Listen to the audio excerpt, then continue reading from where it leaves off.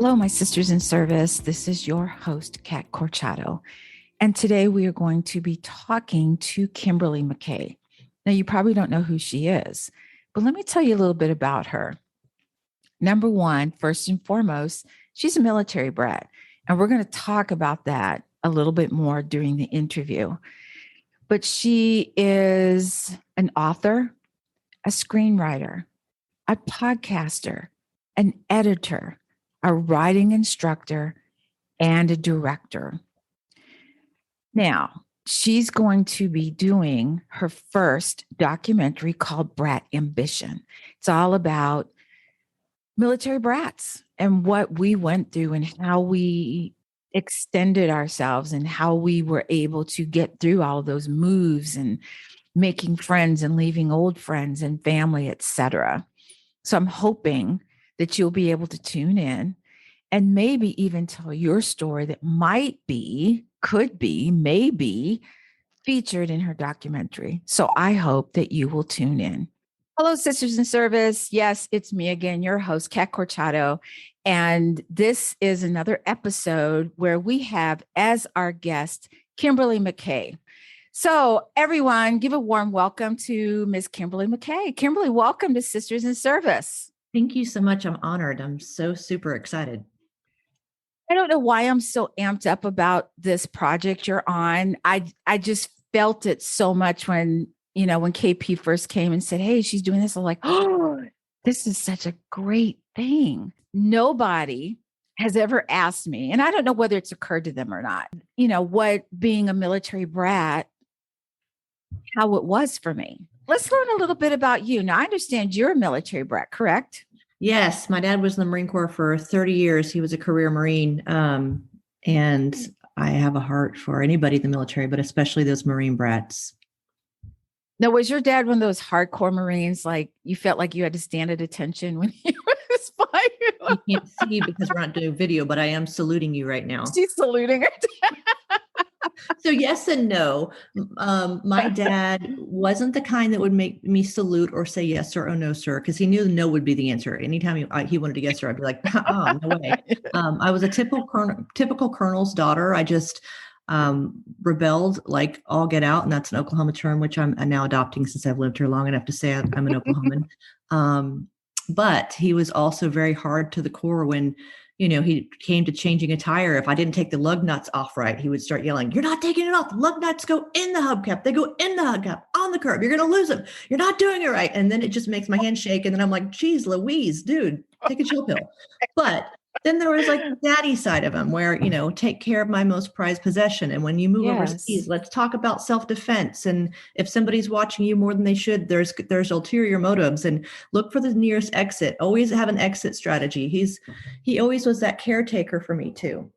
That's awesome. So you got both sides. It wasn't just the hardcore Marine, but you also got the daddy side part too, which is cool. The daddy. I got glimpses of the daddy enough that by the time I was in my 20s, I had a softer heart for him, but that didn't happen until I was in my 20s. I had the hardcore Marine for long enough that it took me a while to come around to that. Does that make sense? Yes. How many moves did you have to make as a military brat? I probably didn't have as many as most. I had, that I can remember, 10. Wow. Not many. Not many? That's a lot. But I mean, compared to, that's like the ones I can remember. So I'm going back to like 3 and knowing that I'm moving from, an area to North Carolina. Oh, sure. Yeah. 4, I knew I was going from North Carolina to Hawaii. And then from 4 to, then I'm counting grade school, then I'm counting grades, right? Absolutely. So what was your favorite place out of all of those 10 places? What's the place that you said, wow, I really like it here? Because of my dad's MOS, he was attached to the Air Force a lot. And so we had some repeats in there. And the most time I spent anywhere was Hawaii. So we went there a couple of times, and we actually were the first haoles, which was white people basically, in a little small church on the island. And so we were the only white people walking in. And all these locals are like, who are these local yokels? Like, what in the heck? But they became my aunties and my uncles and my cousins from the time I was 3 until now. Right. So there's a tie between Hawaii and Okinawa. Okinawa is really where my formative years helped shape who I was, and being in that extra, I wouldn't say, I guess extra is not a good word nowadays as far as trending and popular colloquialism, but as far as that extra culture and experience and the food and the people and learning a language, that's just up there with Hawaii as well. And the beaches, of Yeah. course. You can't be mad at being in Hawaii. I mean, it's just, you can't be mad at that. That's just, I mean, that's just being spoiled right off the bat. It's like where after you move from there, where else is there to go but down? Okinawa would be totally level. So Okinawa, really? Oh, yes, wow. Okay, that's good absolutely. to The beach know. there and the people and the food. I will tell you, I've got 3 military brats in my class this semester, and one of them, his dad was stationed in Hawaii, and I'm like, so how did you love it? And he just kind of went, and I'm like, are you freaking kidding me? Like, What's wrong with you? you are not my favorite kid anymore. Go to the back of the class. Exactly. Go sit in the corner.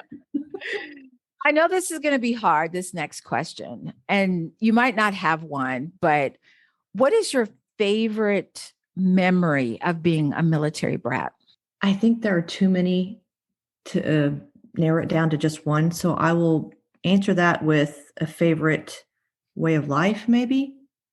Just embracing new people and being able to reinvent yourself no matter where you go. Because if you screwed it up where you were, you had a chance for a fresh start where you're going.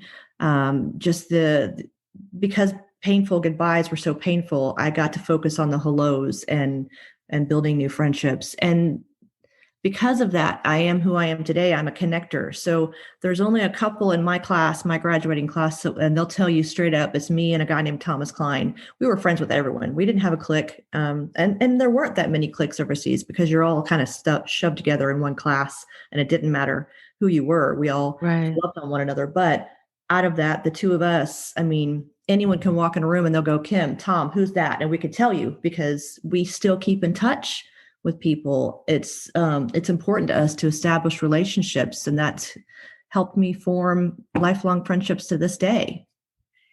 And that's a great segue into my next question. So, in your words, what do you think makes a military brat unique?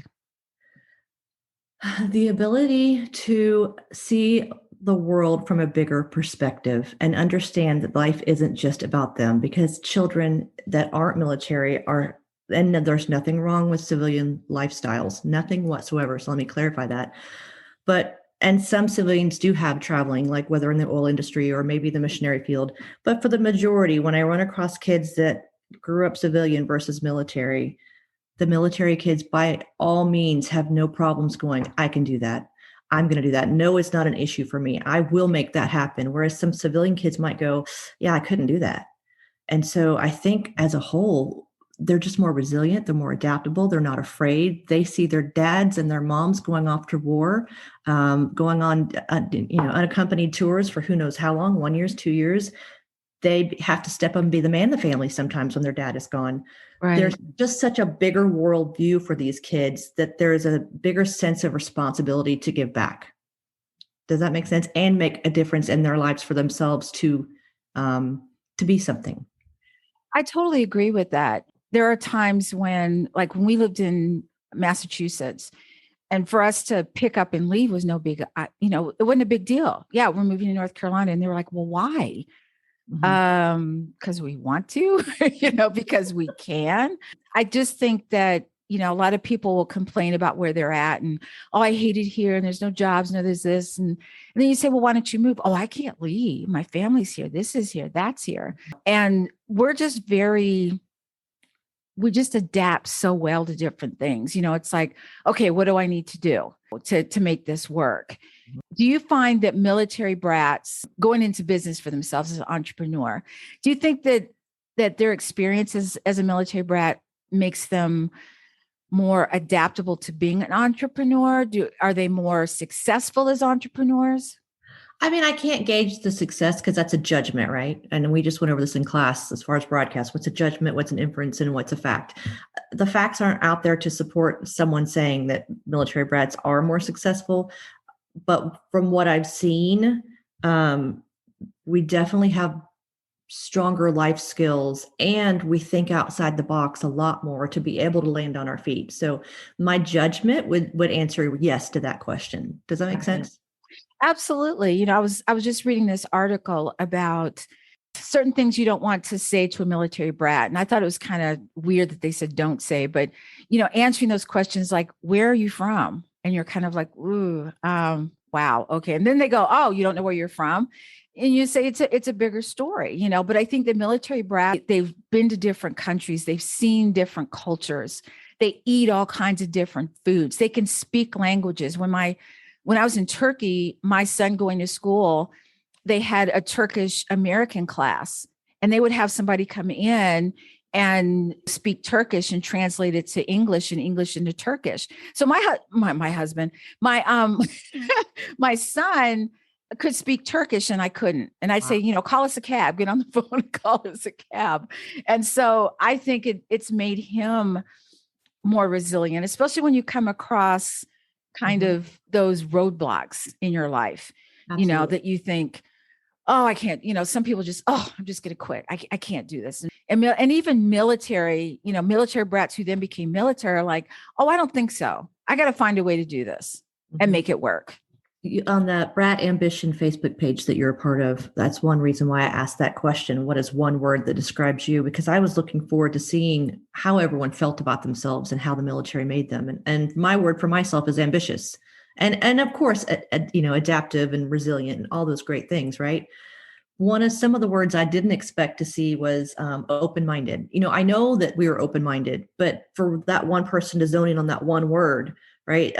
Forgiving, there are all these great words that came out of that one question from these brats that now live all over the world. So I think that page, for one thing, is a lot of fun. But the fact that your son could speak Turkish and hail you a cab and have the bigger view on life, he's got an expanded horizon, basically, is what he has. Absolutely. I was sitting there thinking when we had done our IG Live about, certain memories, and one that we deal with that civilian kids never have to deal with was the dependent ID card. Mm-hmm. Now, I know it's changed since I was a dependent, but I remember a time when if you lost your ID card and couldn't find it, your father or your mother, whomever was the service member, had to go in front of their squadron commander and explain why they could not control their dependents. Mm-hmm. And I remember I was in Germany and I'd lost my ID card, and I got a new card after going through the lecture that my father would give you. I was like, just give me the punishment. I'd rather have that. And I was getting ready. I went to Stuttgart for a track meet, lost my ID card again. Again. And I came home and I didn't say anything. So, on the back of the card, when it says if found, please put in any mailbox. So I went to go check mail, and like a week later it was in the mailbox. And I was like, oh my God, thank you. So lucky. Oh my gosh. Yeah. It was just, that's just part of the stuff that you go through, aside from, moving from school to school, or just moving in general. I remember people saying, oh, you poor thing, you have to move all the time. And I'm like, are you kidding me? I've been to different countries. I've seen things that you've only seen on TV and read about. Just different memories that have been flooding back to me since we've had this discussion about military brats. And for the most part, they've all been really positive, just saying. But it's just this uniqueness that we have that makes us more susceptible to success, because we've seen a lot and we've done a lot and we've been quite a few places. And we're not afraid. You want me to do what? Okay, let's do this. Let's make it happen. Mm-hmm. So I just found out that April 30th of this past year, it was National Military Brats Day. So we're going to have to do something special for that in 2022. But do you have anything special planned for that? I know you're doing this project, and we'll talk about that in a little bit, but I'm hoping to have something special. I have some things in mind, but we're just waiting to kind of see what falls in place with this project first. Definitely want to make sure that every brat around the world is loved by our project and loved by us, for sure. I don't know how it couldn't be. You know what I'm saying? I mean, if you're a brat and you're now an adult, you're kind of like, Yeah, let's do this. Let's make this happen. So tell us about the Brat Legacy films. Okay, so you know this a little bit, but I'll give a little backstory for your listeners. For about 10 or 15 years now, I've just had an idea in my head. Just I wanted to tell the Brat story, and every time I turn the TV on or look up documentaries, I see a lot of negative stories out there. I see a lot of, The Great Santini is a great film, but that's not the entire picture for a military brat. That's a colonel, not a colonel as in a COL, but a CERNEL, right?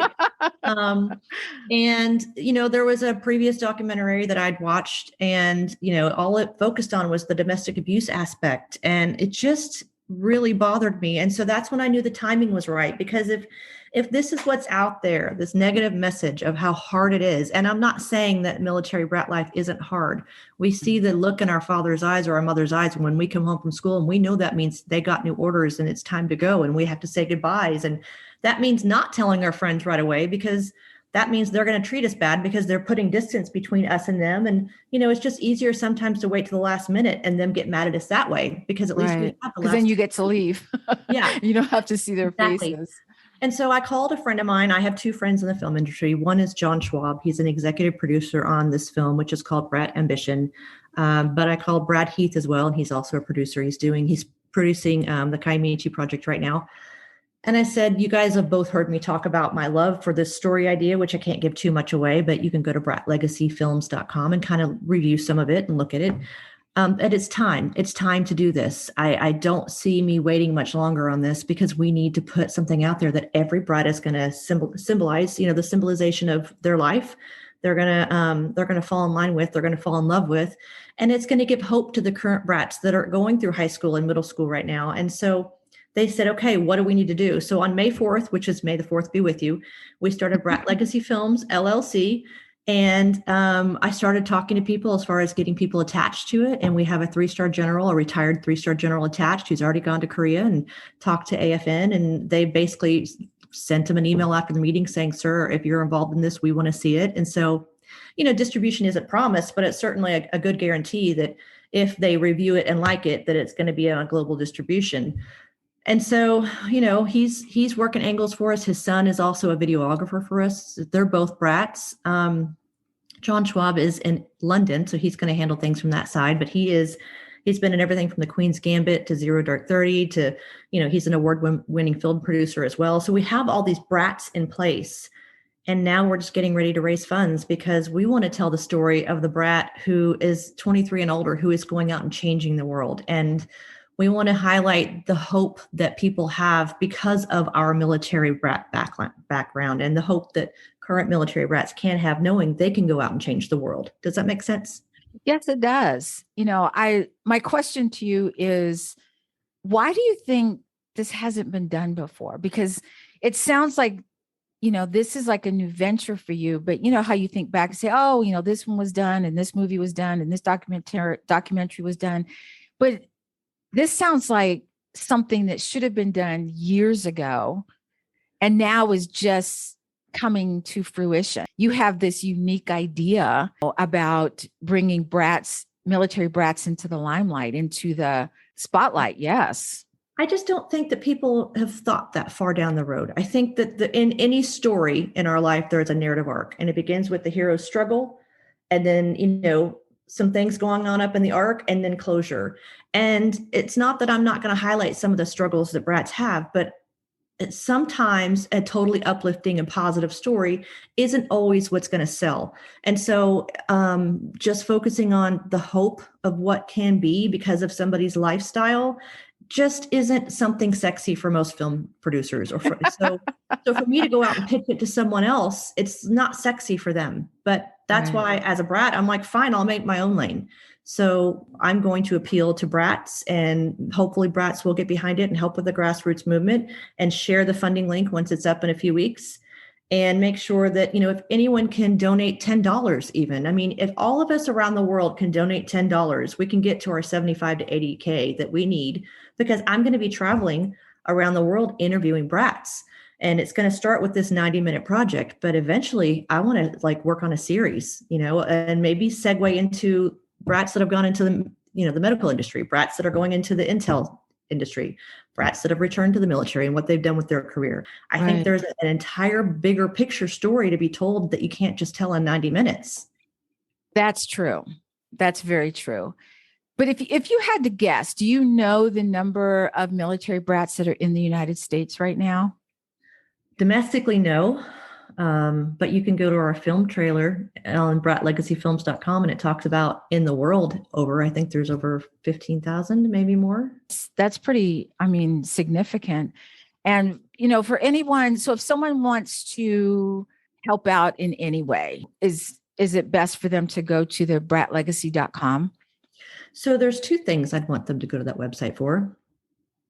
Yes, there will be a fundraising link. And yes, we want them to go donate $5, $10. Hey, we're looking for mid-level corporate sponsors. So if someone wants to donate $5,000, we'll give them a title. And, anyone that donates is going to get some swag too, which is great, right? So you're not going to get nothing in return. So yes, go to the website, bratlegacyfilms.com. There will be a funding link up soon. It's not yet because of the hiccup that I told you that I ran against as far as getting it going right now.